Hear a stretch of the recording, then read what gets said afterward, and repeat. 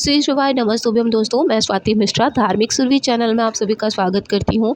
जब भी हम कोई विषम परिस्थिति में या कठिनाई की स्थिति में अपनी परिस्थिति को सुधारना चाहते हैं तो हम व्रत ज़रूर करते हैं और कठिन व्रत करते हैं। उसमें से एक है पशुपतिनाथ व्रत।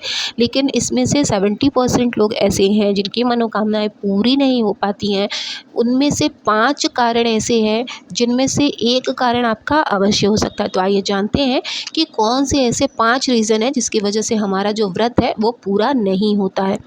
जो सबसे पहला कारण है वो व्रत के ठीक 1 दिन पहले का होता है।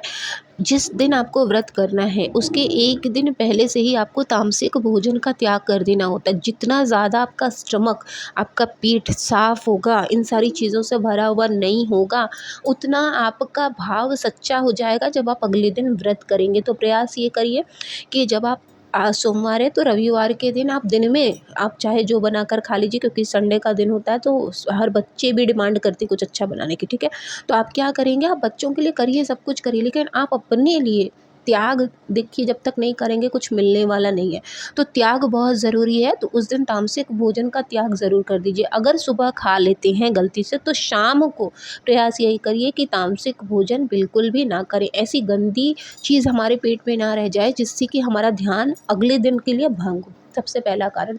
दूसरा कारण है, जब आप सुबह उठते हैं, आपके उठने के बाद स्नान कर लिया आपने, सब कुछ कर लिया, संकल्प नहीं लेते अगर व्रत का, अगर आप किसी भी व्रत का, इसी का नहीं, किसी भी व्रत का संकल्प नहीं लेते हैं, डायरेक्ट आप पूजा कर लेते हैं और आपको लग रहा है कि आपने आज व्रत कर लिया है, तो आपका व्रत नहीं पूरा होगा, आपकी मनोकामना नहीं पूरी होगी। तो किसी भी व्रत को करने के लिए आप वहाँ पर जल रखेंगे, हाथ में जल, पुष्प, अक्षत, मुद्रा, ये चीज़ें हाथ में लेके आप संकल्प करते हैं जब, कि भगवान हम जो भी व्रत कर रहे हैं उसको पूरा करने में हमारी मदद भी करिए और हमारी मनोकामना भी पूरी करिए। ये करके जब आप आसन के नीचे इन चीज़ों को छोड़ते हैं तब जाके आपका संकल्प, वहीं से पूजा शुरू होती है और तब जाकर जब आप अगले दिन पारण करते हैं तब आपकी जो है पूजा समाप्त होती है, ठीक है। तो दूसरा कारण आपका संकल्प होता है। तो पहला है त्याग, जिसमें आपको तामसिक भोजन का त्याग करना होगा।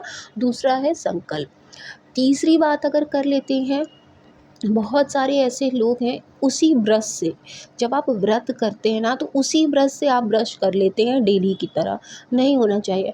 या तो दातुन मार्केट में मिलते हैं, आप करिए, या अगर नहीं पॉसिबल है, आप नहीं कर पाते हैं दातुन, तो आप एक एक्स्ट्रा ब्रश अपने लिए रखिए जिसको आप सिर्फ फास्ट में यूज़ करते हो, तो व्रत के दौरान आप उसको यूज़ करिए। उसी ब्रश से आप ब्रश नहीं करेंगे, उसी ब्रश से आप दांत नहीं साफ़ करेंगे जिससे आप प्रतिदिन करते हैं। क्योंकि किसी भी व्रत को करने में देखिए पवित्रता का बहुत ध्यान रखना होता है।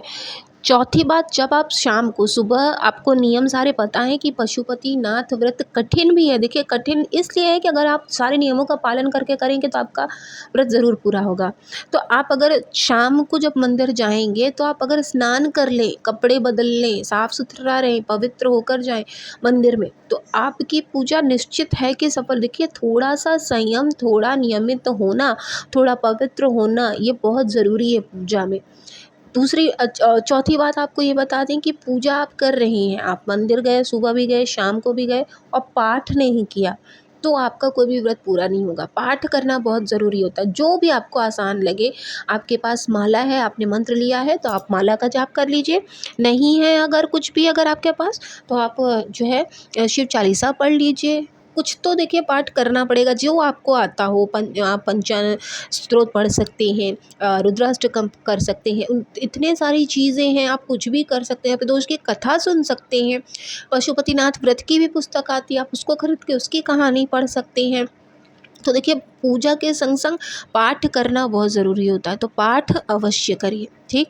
पांचवा जो सबसे मुख्य रीज़न होता है वो ये है कि जब आप व्रत करते हैं, आपने 1 दिन का व्रत कर लिया ना, अगले दिन आपको क्या करना है कि जो आप जिस दिन का आप व्रत करते हैं, अन्नदान जब तक आप नहीं करते, जो खाना आपने नहीं खाया उस खाने को, 1 दिन के आपके भोजन का आप अनाज निकाल लीजिए और उसको किसी ब्राह्मण या ब्राह्मणी को दान दे दीजिए, उनके चरण स्पर्श कर लीजिए। घर आइए, घर आने के बाद भी पारण कैसे करेंगे, जब तक आप जो है कुछ तामसिक भोजन नहीं होना चाहिए आपका। जब भी आप पारण करेंगे ना तो उसमें भी तामसिक भोजन नहीं होना चाहिए कि आप व्रत थे तो आप आज के दिन को चटपटा बनाकर खा लें, नहीं। आप अपने लिए कुछ सादा सा मीठा कुछ रख लीजिए, कुछ आपने हलवा खा लिया या आपने सादी सी पूरी सब्जी खा ली, कुछ भी ऐसा तामसिक ना हो। व्रत जब भी तोड़ें तो इस बात का हमेशा ख्याल रखें कि ना आप तामसिक भोजन से व्रत को शुरू करेंगे, ना ही आप तामसिक भोजन से व्रत को तोड़ेंगे। आपका पूजा ज़रूर सफल होगा, आपकी मनोकामना ज़रूर पूरी होगी। देखिए, त्याग के साथ ही कोई चीज़ पूरी होती है।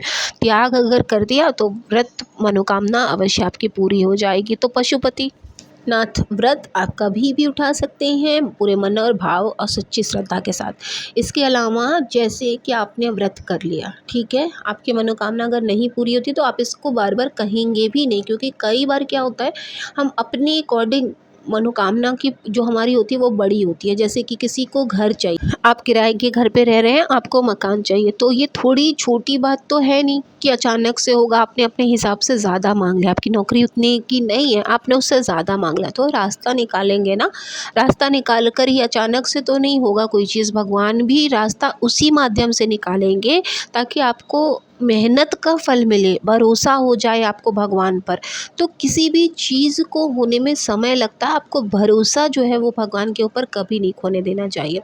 मंदिर में जाइए, पशुपतिनाथ व्रत करिए, वहाँ पर आसन बिठाकर, आसन लगाकर तब पूजा पाठ करिए। मन से पूजा पाठ करने पर आपकी कोई ऐसी मनोकामना नहीं होगी जो पूरी नहीं होगी। तो इस बार विश्वास के साथ इन 5 गलतियों को सुधारते हुए व्रत ज़रूर करें और भगवान के सामने अपनी अर्जी ज़रूर लगाएं। आई होप कि आप सभी के लिए ये वीडियो यूज़फुल हो और आप सभी की मनोकामनाएं अवश्य पूरी हो। मिलेंगे नेक्स्ट वीडियो में, तब तक के लिए ओम नमः शिवाय, जय माता दी।